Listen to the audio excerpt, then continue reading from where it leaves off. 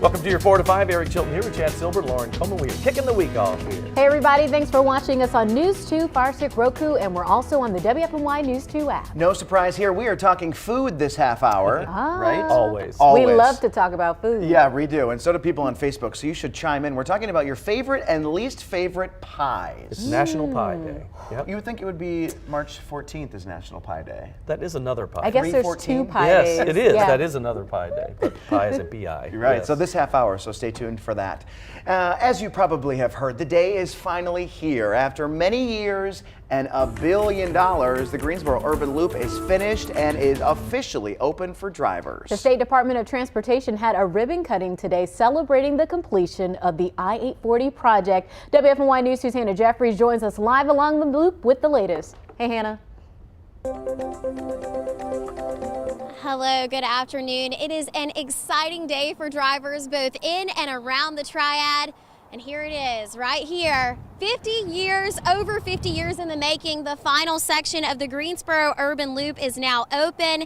As you can see, traffic is flowing smoothly. There are a few cars on either side of the roadway. You're looking at the last section between Elm Street and 29, which completes a 50-mile loop around the city. State and city leaders celebrated this morning with an opening ceremony. Shortly after the ribbon cutting, drivers began to enjoy the fresh stretch of highway. Sections of this new stretch opened in chunks as workers cleared cones and worked on lights. Glennis Goolsby and her husband took the loop to run some errands this morning. They say what would have been a 30-minute trip to the battleground side of town took about 15 to 20 minutes. Then we saw the workers and they were kind of waving us through like, come on, no, it's open. And so they were so excited and they were doing their arms like this. You know how the truckers used to blow their horns. And so we blew our horn and they were so excited. It was nice to see that. And keep in mind the speed limit on this new section of highway is 65 miles per hour. And DOT officials encourage drivers to follow that speed limit. Be careful, drive safe, and enjoy the new stretch of highway. Live in Greensboro, I'm Hannah Jeffries, WFMY News 2. It looks so beautiful. You can see the cars just driving right along. They're not stopping and going. I'm sure a lot of folks are very excited about this one. A shiny new road Yes. for all of us to enjoy. Nice and smooth. It's incredible that this project has been going on for so long. I mean, it is a major project, so it takes a long time. But, you know, we've talked to plenty of people who have grown up here who, when they were kids, first started hearing about the Urban Loop, and now here we are, decades later, and just seeing a shiny new road. It'll be interesting to talk to those folks to compare and contrast how it was, you know, the first 20 years of their life versus now that this road is finally open. I think the biggest thing is for people to know that it's open and to follow those signs, because I know that we opened up some ramps last week and some people were driving past the signs. So that will be another big thing to watch out for. I can't wait to drive it. I'm looking forward to it. It doesn't really impact me that much versus where I live, but I'm sure I'll get on it sometime soon. So I'm excited about it as well. Looking forward to that. Well, just as the Urban Loop is finally set to open, gas prices are up once again since last week. Gas prices have increased 17.2 cents per gallon. That's according to a survey of over 500 stations in the Greensboro area by GasBuddy. The average price is about $3.35 per gallon. These prices are 46.7 cents higher than the prices we saw in Greensboro last month. The report says that the lowest prices in Greensboro was $3.09, while the most expensive was $3.50. All right, let's get to some of the big stories we were following today. First, the reward in an unsolved murder of a Guilford County man is now up to $22,000. You'll remember 8 years ago, almost to the day, Van Yates was killed in an attempted robbery. Yates and another man were working in Yates's backyard in High Point when 2 men tried to rob them.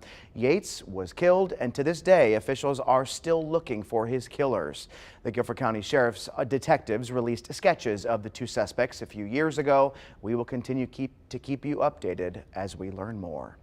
A judge denied a bond reduction for a former Guilford County School substitute teacher accused of sex crimes against children. 74-year-old Richard Martin faces several charges. Today, his attorneys asked the judge to reduce his bond from $2 million to $100,000, saying he isn't a flight risk and should get a lower bond.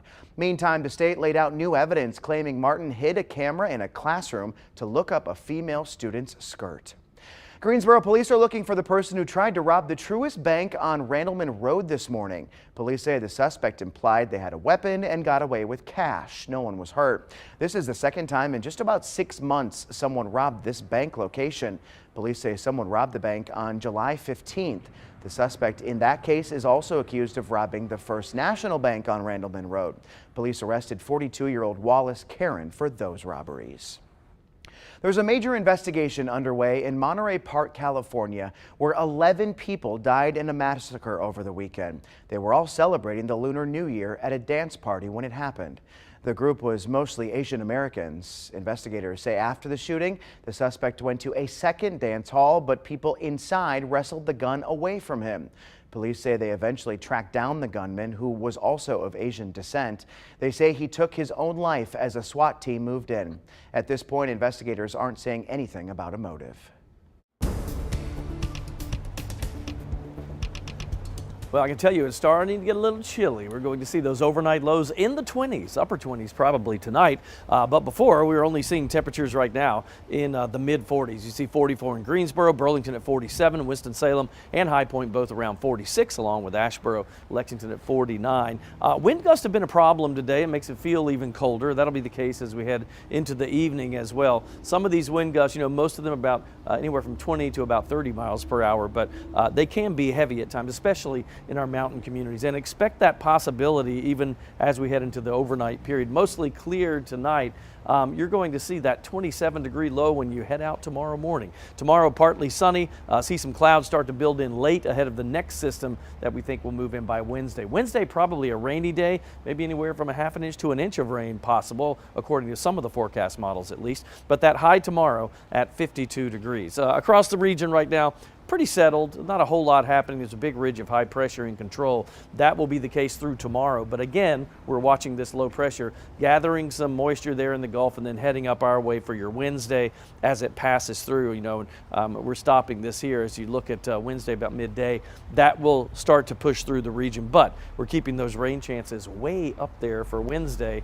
That could be it for heavy rain though for the next 7 days. 52 tomorrow, upper 40s for your Wednesday and Thursday. You can see 45 and sunshine Friday. That 3-day stretch Thursday through Saturday, not bad. Then rain again on Sunday.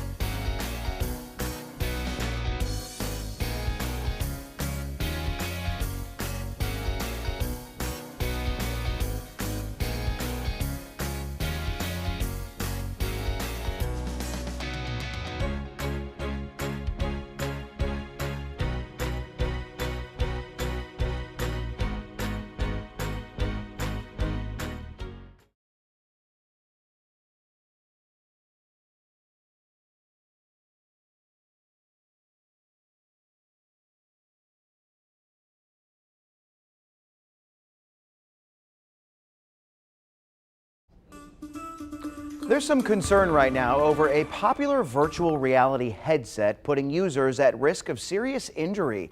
One woman says she might have permanent eye damage because of an accident while playing a game.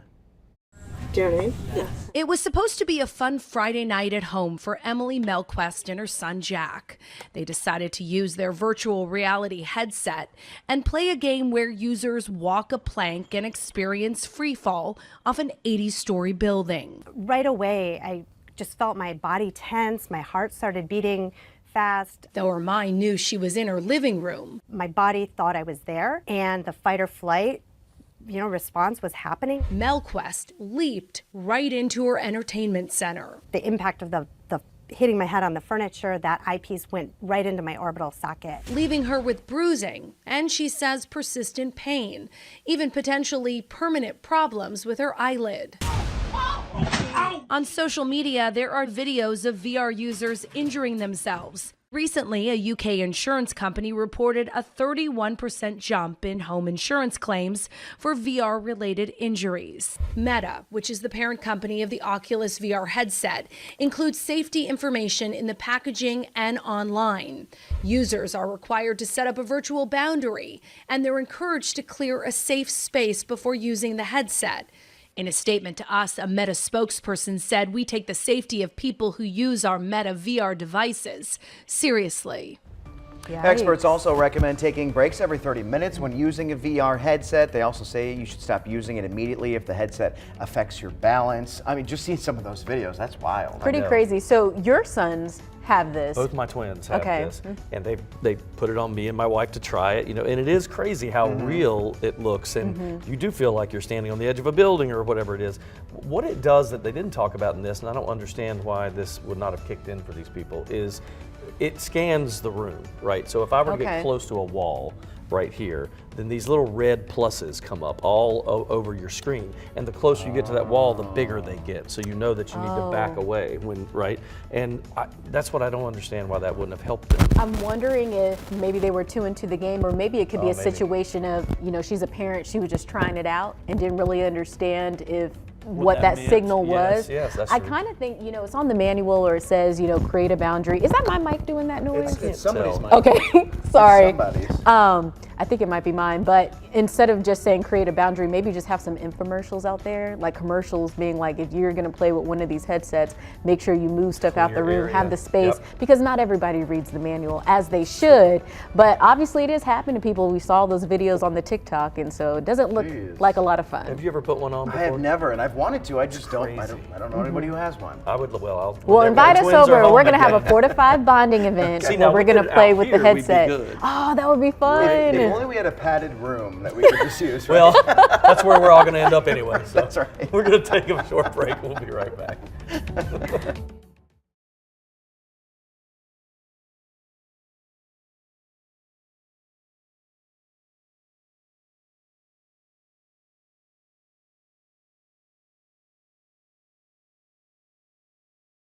You're right. You have to. 1, 2, 3, 4. I'm gonna move around. 5, 6, 7, 8, 9, 10. In vogue, in vogue.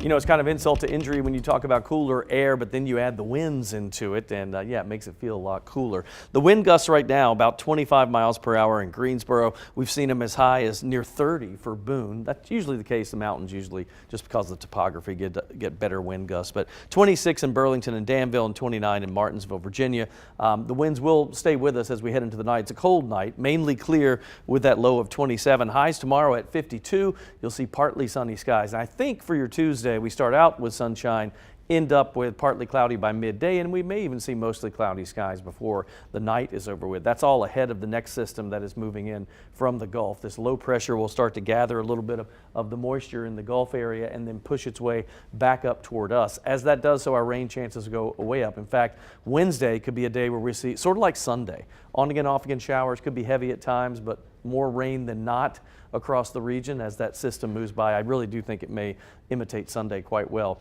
And remember, on Sunday, our rain totals were upwards of an inch for a lot of folks. This one could be another ½ inch to an inch system as it works its way through. At least we have a couple of days before we have to worry about that, and then we end up with a decent stretch on the backside of that front where it's not so rainy. It's a good 3-day stretch after that. Take a look at your 7-day, and we've got that 52-degree high tomorrow. It's 48 for Wednesday and Thursday. The difference is Thursday's fairly clear.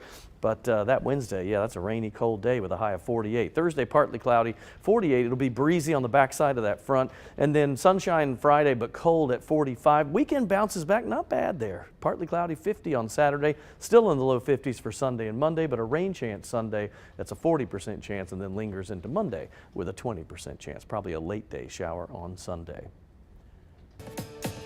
All right, so check this out. The United Way, they need your help. They're looking for volunteers to count the homeless. Now that may sound strange at first, but it's actually very important. I spoke with United Way of Forsyth County's CEO, Antonia Richburg, to get the story.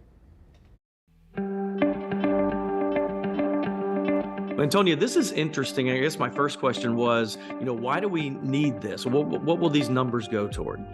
So every other year, our community is required by the federal government to assess the number of people that are in our community that are currently experiencing homelessness. The reason that we have to do this is basically like a census.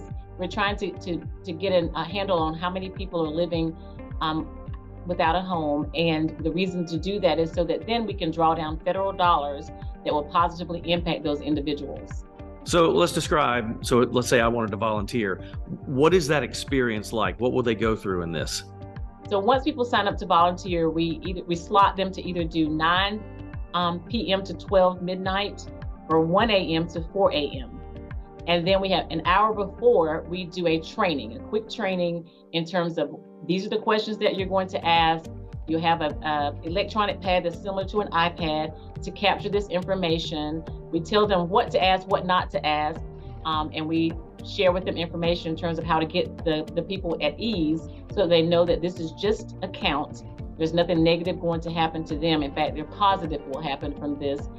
I would think that this would open people's eyes to a lot of things that they probably didn't even know was happening in their area. Talk about that.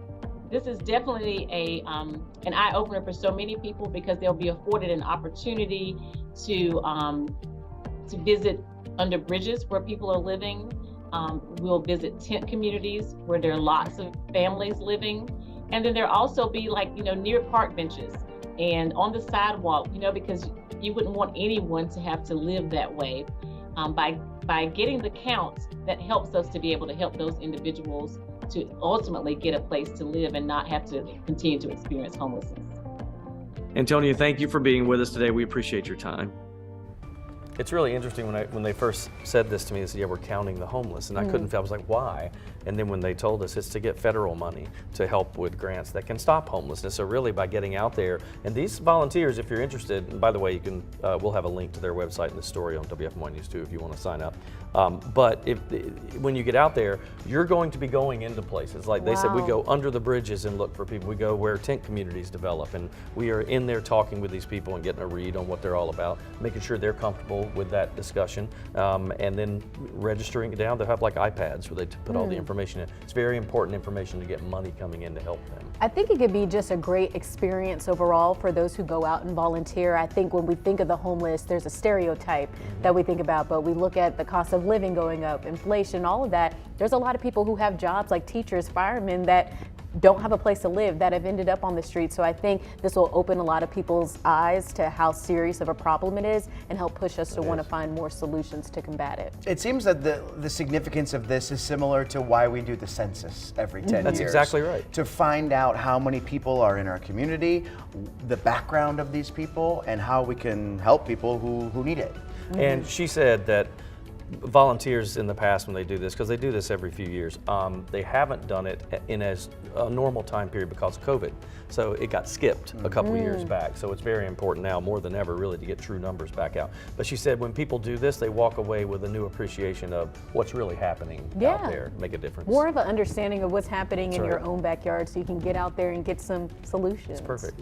There are all sorts of local resources for people who are homeless. For example, you've seen us do stories on this. The city of Greensboro set up temporary shelters called pallet homes. This is in Pomona Park. They give the homeless a place to stay during the winter months. The homes are heated and provide those in need with a safe place to sleep. They'll be up through March. We'll be right back.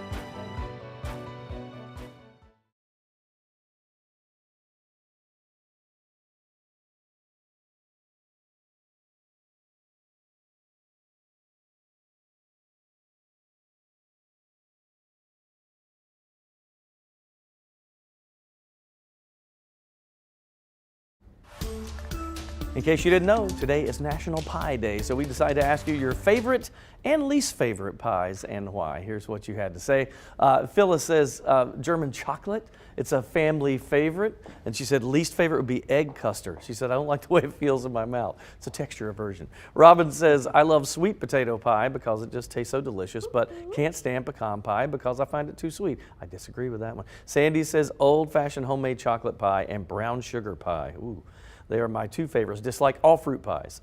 Ronnie says favorite is sweet potato, least favorite is cherry. And Rosemary said lemon meringue is my favorite. I don't like pumpkin pie. The spices are too strong for me. we've talked about this before, but for me, and I do like some fruit pies, but it's the cherry pie I do not like that much. Really? I can eat it, I've but I never don't had love it. cherry pie before. Really? Never had cherry It's tart, pie. and I like ice cream on it, you know. Ice cream on all pies, All right? Yes. pies. So, you know, two guys named Chris talked some smack about me one day because I had said that I had never had sweet potato pie. So this is my challenge. Make me a sweet potato pie, or let's do the taste test together because I've still never had it. Microphone's still screwing up. I'm going over there. I'm not sure who it is.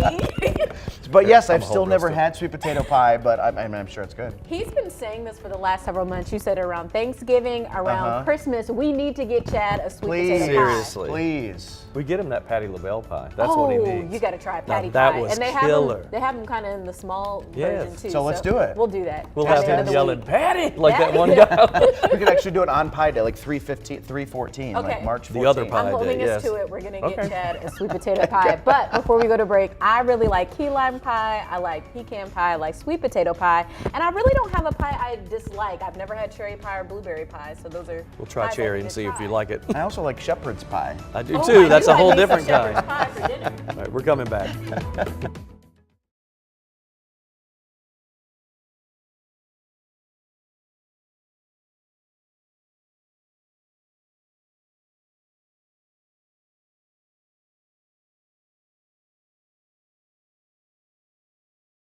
Barnett, Dukes, Kyle Filipowski, ACC Rookie of the Week. Hey, mic check 1 2 3 4 5 6 7 8 9 10. Mic check, mic check, mic check.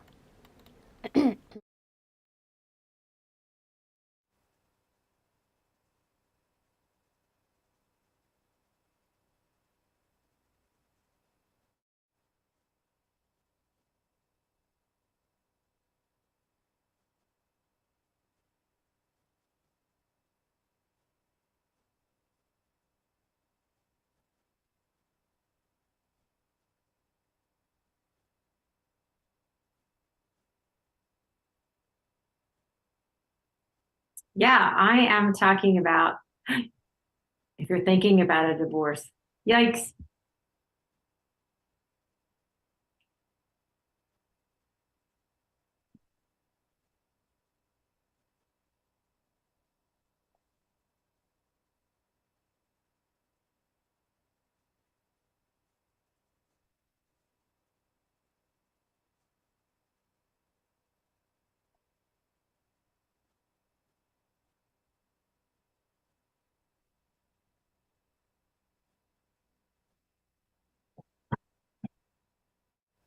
All right, I am talking about if you're thinking about a divorce.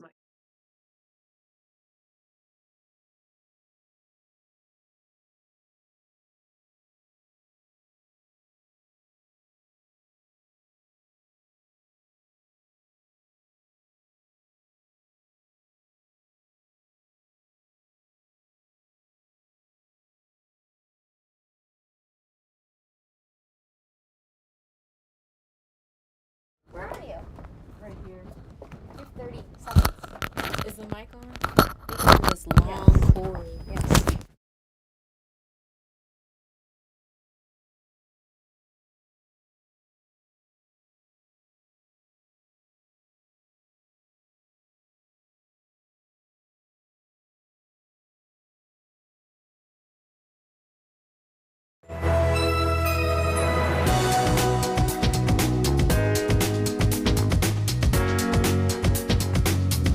Welcome everybody back to the 4 to 5. Eric Chilton here with Lauren Coleman, Chad Silva.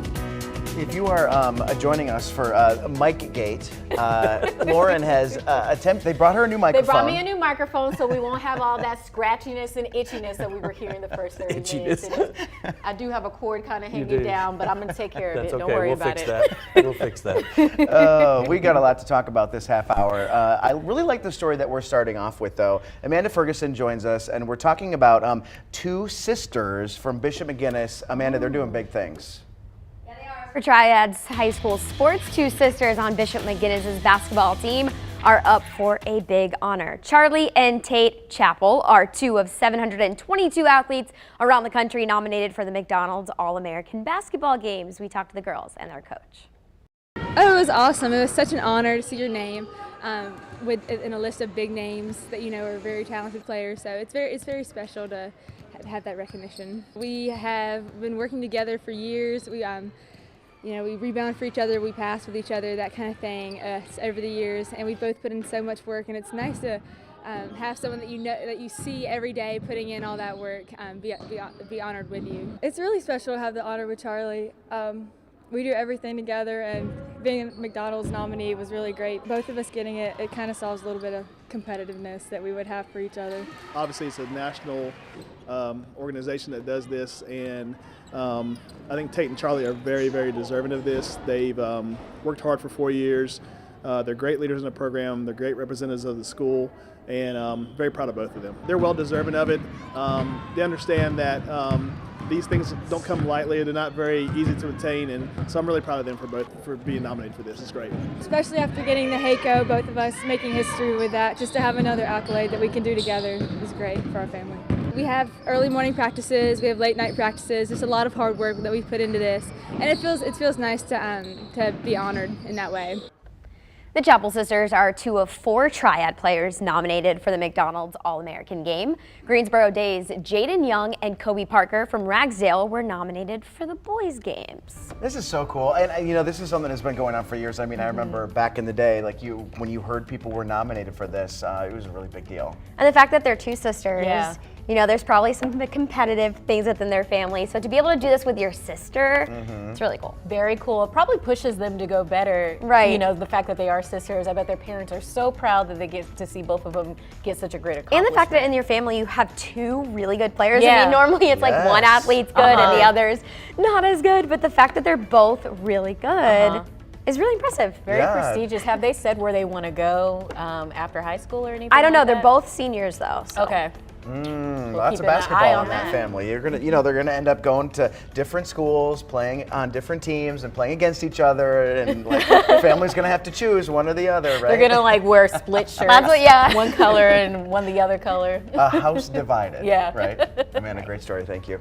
All right, just 4 teams remain in the countdown to the Super Bowl. Crazy to think, right? The San Francisco 49ers played the Eagles in Philadelphia for the NFC Championship game on Sunday. Then Cincinnati goes to Kansas City for the AFC title game here on CBS. The Bengals dominated Buffalo yesterday despite the presence of Damar Hamlin, who collapsed on the field the last time the 2 teams played.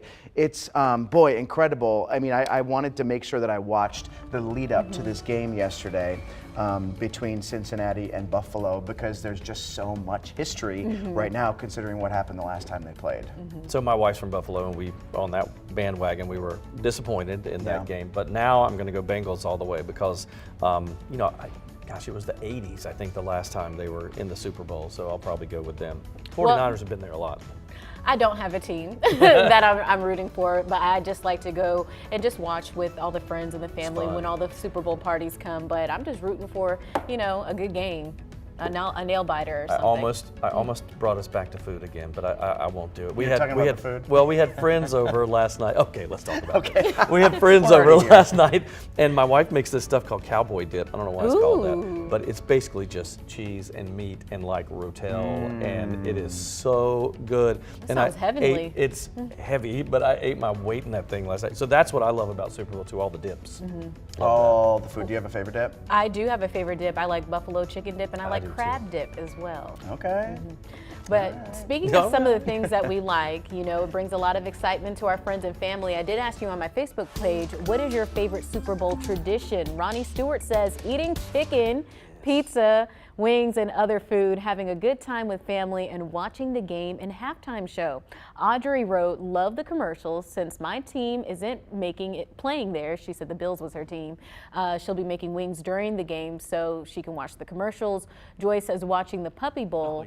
And then Robert says watching 2 teams not named the Dallas Cowboys. Now, I have to say this, when I posted this question on my Facebook, I love that. at least 20 of the comments had to do with the Cowboys. It's so funny. I said, you guys aren't showing It's a them any love-hate. mercy. I And they were mean, like, they don't show us any mercy. It's love-hate It is. with that. It's incredible how many people hate the Dallas Cowboys. Yes, but I remember back in the mid-90s, they were a huge Oh, they deal. were 'Cause America's team, Yes, right? I lived in Texas at the time, and I remember it was Oh, like yeah. Cowboy everything. But now, you know, people give them a tough time. But let me tell you, because you guys didn't grow up here, back in the day, it was Washington and Dallas, and those were two of the biggest teams. You were either a Washington fan or Cowboys fan, and there was no in between. So that was like a huge rivalry. And most people here, because we were closer to DC, were Washington fans. Right. Yeah. I was growing up, so we learned I can't stand the Cowboys. You'll hear that a lot around here. That's funny. Well, Because of that, Atlanta was too far. Yeah. DC was cooler. They had a better team with a longer history, so we all went that way. And I grew up in that area too, so a lot of people are Washington fans. So usually I just hop on the bandwagon and go Washington. Right. But they haven't made it to a Super Bowl in No. a long time. It's been a while. Yeah. well, now all the Cowboy haters have nothing to worry about. That's right. We're all safe. We're safe. All right, let's talk about our forecast, shall we? And get to that. And temperatures are getting ready to change a little bit for us here, and it really is. It's chilly right now, but earlier in the day, it really wasn't all that bad. The problem will be the winds. That's really the problem right now. We're seeing 44 degrees in the Triad, 50 in Charlotte and Raleigh, 52 in Fayetteville, Wilmington at 55. But you add the winds into this, and it feels a lot cooler than that. 25-mile-an-hour wind gust in Greensboro in the last little bit, 26 in Burlington, 23 in Boone. So this is within the last hour or so. That's kind of what we're dealing with, and I think we'll see some of that into the night as well. It'll be chilly. If you have to go out anywhere late tonight, definitely be chilly. In fact, our overnight low, which we usually hit in the morning hours, remember that, about 27. So yeah, no joke. There goes the front that caused the rain the other day for us on Sunday, but now we're in good shape today and tomorrow. Tomorrow you'll start out with a good bit of sunshine, but I think we end up with clouds ahead of the next system. Let's put all of our surface chart in motion here. There goes the high pressure. This is Tuesday afternoon now, and you see some of the clouds start to move in ahead of the front. That low is going to pick up a good amount of moisture in the Gulf before it pushes its way up closer to us, and that will happen throughout the day. Wednesday pretty much is a rain event, folks, so it's on again, off again. Really, you think of Sunday, just kind of redo that for Wednesday. It's a repeat performance there as that front will clear us. Now, it will clear us that night, but again, you do see those the temperatures as we head into Wednesday too. I mean, it's going to be chilly here. Let's look at our 7-day and give you the whole ball of wax here. With 52 tomorrow, we'll drop it to 48 for your Wednesday with that rain, and then by Thursday you're looking at partly cloudy skies and 48 degrees, and for your Friday we'll clear it out, but it's cool though, 45 degrees with sunshine. The weekend, not bad, 50, that's about where we should be this time of the year, but a 40% chance of rain Sunday evening. Saturday looks pretty good, partly cloudy. And because of the weather this time of year, the local United Way chapter has given away 156 heaters as part of its Gift of Warmth campaign. It's hosting one last giveaway from 2 to 4 on Wednesday at Helping Hands in High Point. A photo ID and address are required. January tends to be a busy month for divorce attorneys because many people are considering divorce. Couples tend to keep it together during the holidays, and when the new year rolls in, they call it quits. But before you throw in the towel, Blanca Cobb, who has a master's in psychology, has suggestions for trying one more time. So Blanca, we're going to hop right into it. What's a reason to give your marriage another try when you want a divorce? Do you really love your spouse? Do you trust them? Do you have an overall healthy relationship, but you're in a little lag right now? So you want to ask yourself these questions. And the reason is because when you're emotional or you're feeling bad about your marriage, it's easy to think that divorce is the only answer. The problem is when you cool off and you're not emotional about the situation, you might regret it. Do you tell your spouse that you're thinking about getting a divorce? This is a tough one. This is tricky, and it really depends on your spouse, because some spouses will listen and they'll be like, okay, tell me more about it. Others just might flip out and go, what do you mean divorce? I thought we were going to get married and it's forever. And then it can start chipping away at the trust that you two have, and you may not be able to bounce back from that. Ultimately, it's your decision. You just really have to consider how you think it's either going to help or hurt if you tell them that that's what you're thinking. So what about those couples, they've been going through a cycle, they said, we've tried this, we've tried that, nothing is working. What are some ideas on how they can try again? This is where you just have to be vulnerable, like completely emotionally naked with your partner. And this is what I mean. You just have to say, this is how I'm feeling. I love you, but I'm feeling disconnected from you, and I don't know why. I'm wondering, what are you seeing? What are you feeling? This is what I would like to see happen in our marriage. And be specific. What is it? What are the changes? What is the connection? What is it that you want to see? And then get their perspective. What is it that they want? And the reason you're putting it out on the line and you're bearing it all is because this is the way where it really comes from, that saying, the bottom of your heart. And then together you figure out where you're going to go, because a marriage is a partnership. You cannot do it alone. Both of you have to contribute. And if both of you are on the same page and feeling similarly and come up with a plan together, you're more likely to be successful.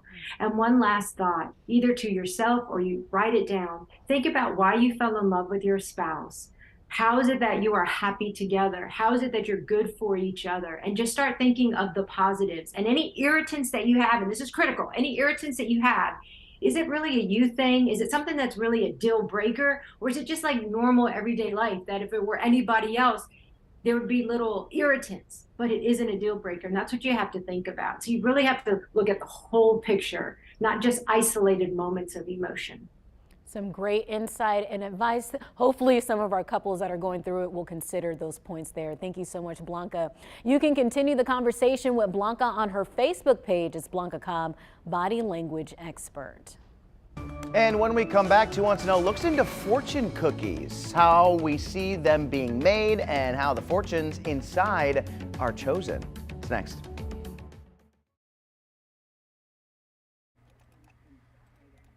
Hey, ice cold milk and an Oreo cookie, they forever go together like a classic combination.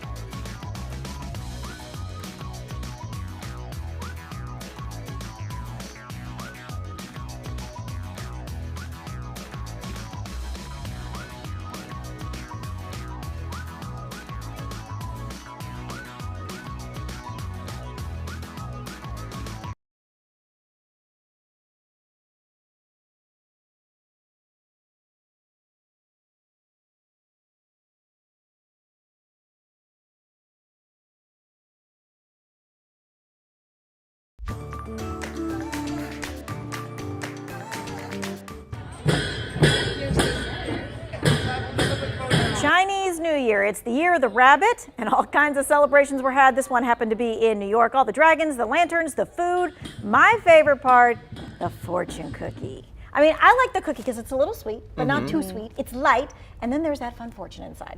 I take it very literally.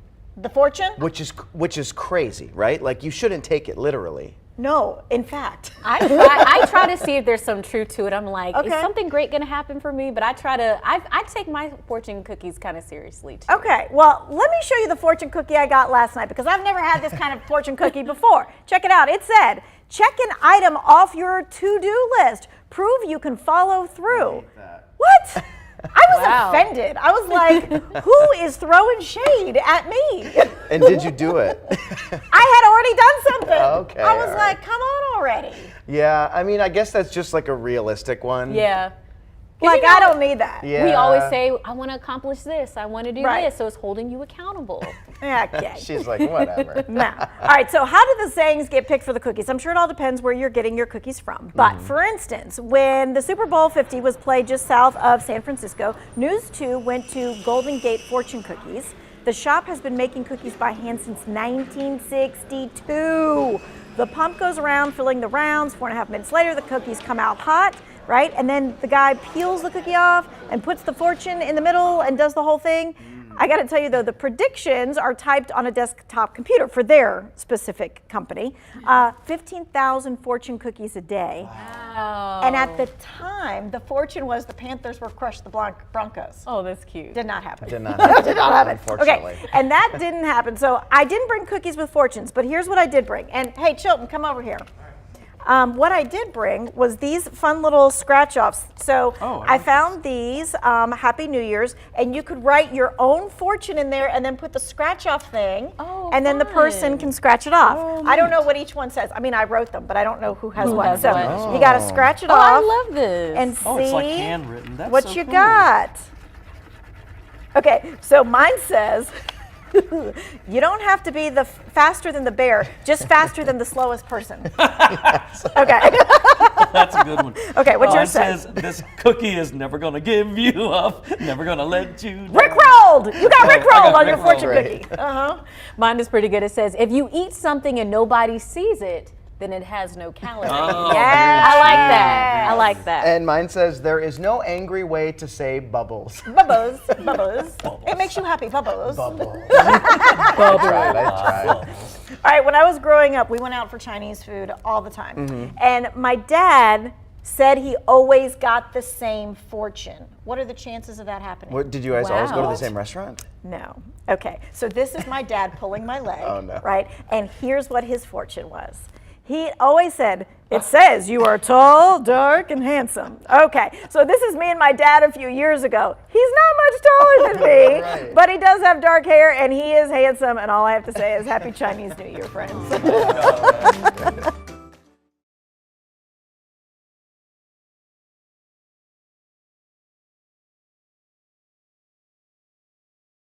Check. Sorry, I'm right here. Check, check, 1, 2, test, test, 1, 2, testing for static. Whoa, I can't do it in here. Test, test, 1, 2, checkity check.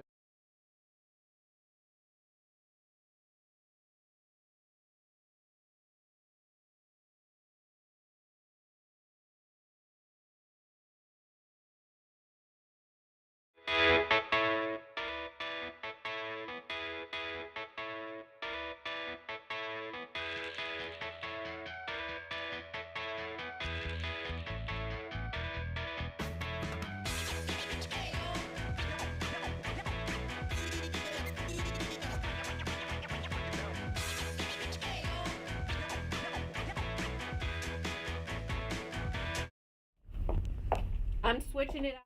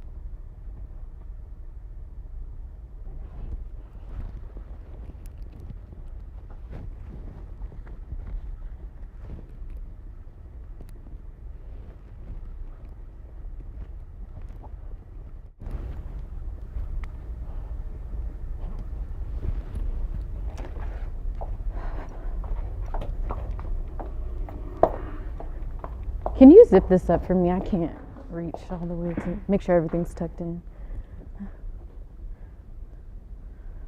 So this is mic number 3 today.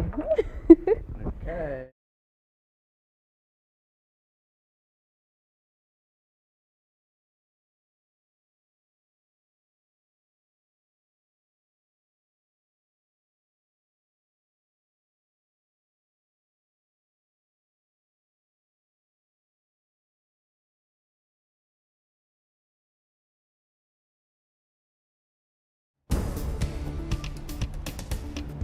You know, I think tomorrow, at least from a sky condition standpoint, is going to look a lot similar to what we had today. You look at our time lapse here, you can hardly tell it was moving till a cloud came in. But yeah, started out sunshine, end up with clouds here or there, kind of widely scattered. I think that'll be the same situation for us on Tuesday because the next system moving in Wednesday brings us a good chance of rain. And you're looking at temperatures for us right now in the lower, or low to mid, I should say, 40s for the most part. If you head south now, southern Piedmont, Troy and Pinehurst, that area, they're in the low 50s, but most of us around 44 to 46. Across the area, kind of that smattering of clouds, but we're under the influence of a high pressure. That'll be for today. Now, as that high moves away, see the cloud cover now start to move back in, and this is as we head into early Wednesday morning. Here's the rain. This is by 6 o'clock in the morning. So your morning drive on Wednesday is going to be filled with showers, and they could be heavy at times. Now, we take you ahead to about 1 o'clock in the afternoon. It's looking better. And by 4 o'clock, we actually see most of the rain leaving. We think by Wednesday evening, you might actually get a break in the cloud cover, believe it or not, and we'll start to clear back out again. Let's go over our outlook in the short term, at least, until we get there. 27 for that low tonight and mainly clear skies. The high tomorrow, 52. Clouds build in late. Your Wednesday is a wet one, folks, and 48 degrees, but clearing Thursday and 48. Sunny Friday, 45, and not a bad weekend. Saturday, Sunday in the low 50s. Partly cloudy Saturday, a little rain by Sunday afternoon. A new warning from the World Health Organization about the dangers of trans fat. The UN Health Agency says billions of people are still being exposed to the harmful toxins. The WHO says it still hopes to convince countries to take serious action to ban trans fat by the end of this year. Trans fats can be hidden in some of the tastiest treats, from pastries to pizza. The toxic additives are believed to be responsible for 500,000 deaths from coronary heart disease every year. And in a new report, the World Health Organization says enough is enough. Think of artificial trans fat as the tobacco of nutrition. It has no valid use. Denmark was the first country in the world to wipe out trans fats, and the FDA banned them in the U.S. in 2018. Countries across Europe, including the United Kingdom, set strict limits on the toxic fats. There's been real progress, but still 5 billion people are living in countries that have not protected them from trans fat causing heart attack and death. Some around the world worry getting rid of trans fats will force fast food favorites like burgers and fries off the menu. But the WHO says that's not the case. It's possible to do the replacement and to have products which consumers will continue to buy, but that are healthier. The WHO says Ecuador, Egypt, and Pakistan have high heart attack numbers and are still not taking action to protect their people. Global elimination could prevent 17 million deaths over a 25-year period. While more than 40 major countries have taken steps to eliminate trans fats, most of the world goes unchecked. I think the biggest part that stuck out to me when he says trans fat is the tobacco of food. Because we've heard trans fat isn't great for you, but we eat our burgers and our fries and different things like that have it. But to break it down, saying it's the tobacco of food really gives it some heavier weight to it. Well, and so this is such a hard debate for me to land on one side of, because on one side, yes, we're doing these things to protect people, to avoid them from dying or becoming severely obese, but on the other side, I mean, people need to make decisions for themselves. Yeah. I mean, we're not banning cigarettes. Yeah, that's true. So why are we banning trans fat? I mean, people need to make the decisions that are healthy, that are the best for themselves. I think the biggest thing we can do is continue to educate people about the food that they're eating, putting those signs up, letting them know what's in the food, the calories, the trans fat. That's a good way to go. Yep, we'll be right back.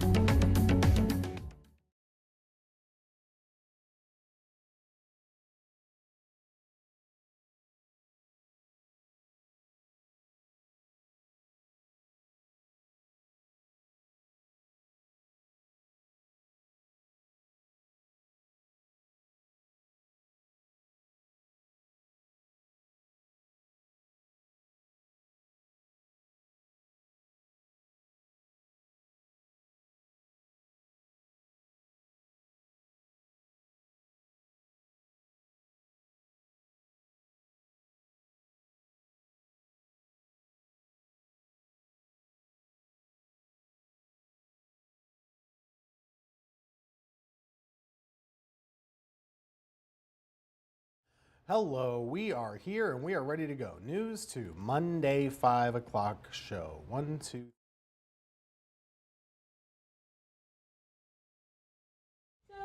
Hi there, Alabama, Alaska, Arizona, Arkansas, California, Colorado, Connecticut, Delaware. Hey, ice cold milk and an Oreo cookie, they forever go together. His first court appearance today is what I'm being told by my friend who works in the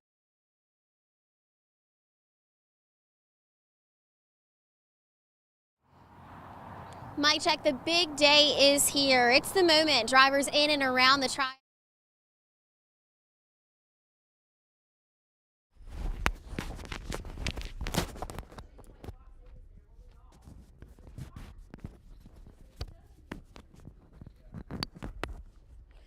Hey, I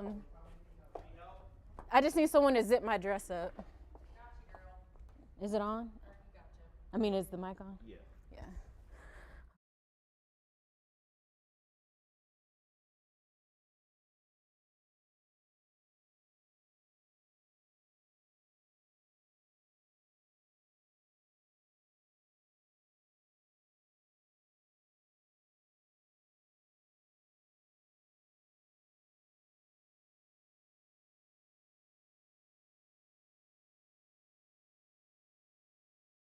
This one. Oh, yes, please. 1, 2, 3, 4, 5, 6, 7, 8. I am putting on my 4th mic. 1, 2. Sounds good. 1, 2.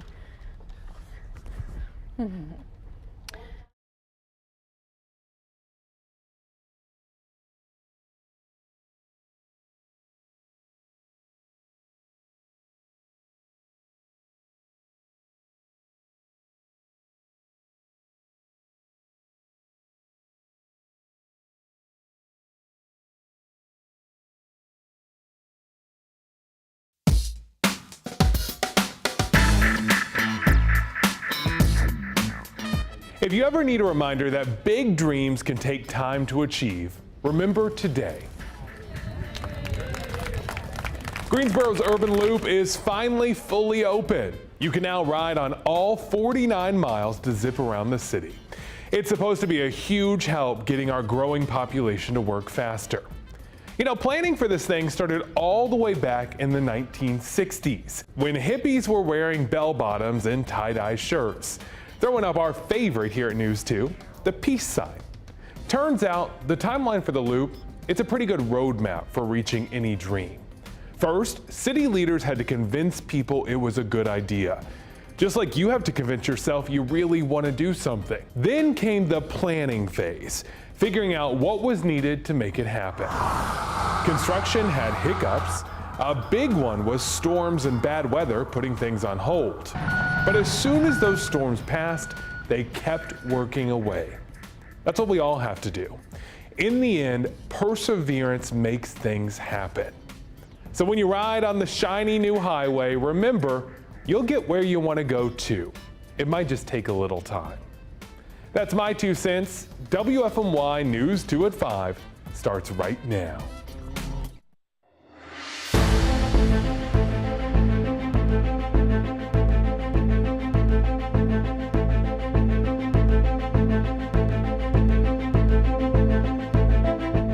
It's been a long time coming, but the Urban Loop is finally finished. The road officially opened just before 3 this afternoon.